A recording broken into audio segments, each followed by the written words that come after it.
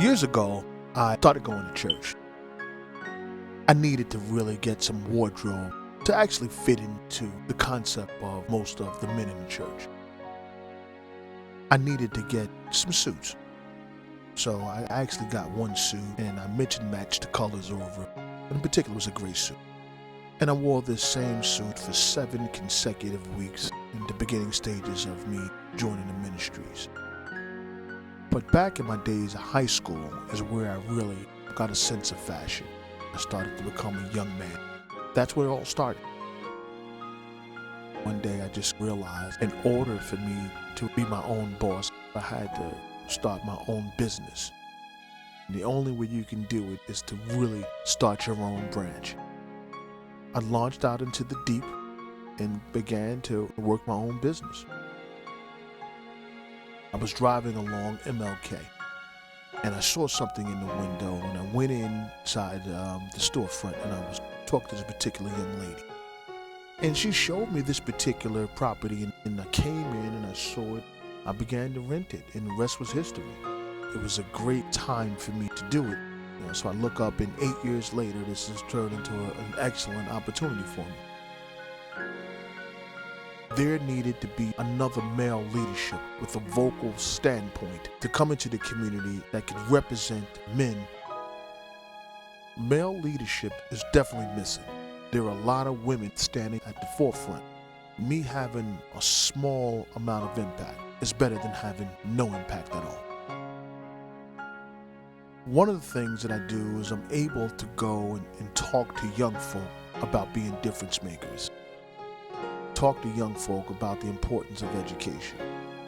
When I sit back and I talk about the simple thing, this is something simple that some kids have not been taught. One is how to tie a tie.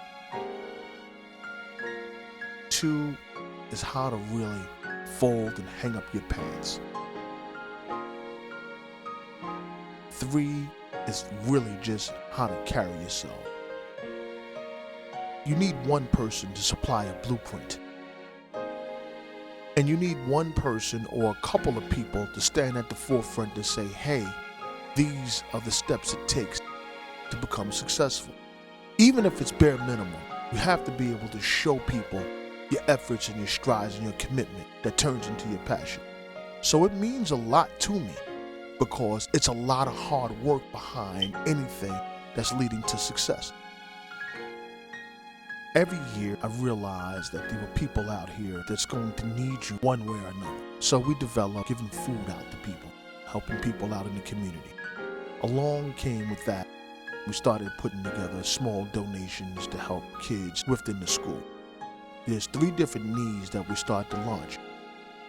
Helping people in the community, helping people within the educational system, and then helping people who actually can afford it. When you look at these 3 needs, there's a need across the board within the African American community. No matter what it is that you do, you're going to need people at some point in business to help you. Every year, you should be trying to improve. Every year, you should be trying to have more of an investment. Every year, you're going to have to be more impactful. Every year, you're going to have to dial into something completely different.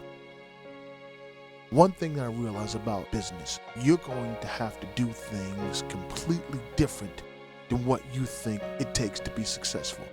Like for me, I sell shirts, pants, colors. I have to be able to think outside the box and do things and buy and purchase things that I don't like. If I always did all the things I like, it wouldn't be pleasing to people because people are so diverse. People purchase things that they don't like. I hope this really helps someone. At the end of the day, this is exactly what we're here for. We're here to strive on business and help people to have economical gain within their own community.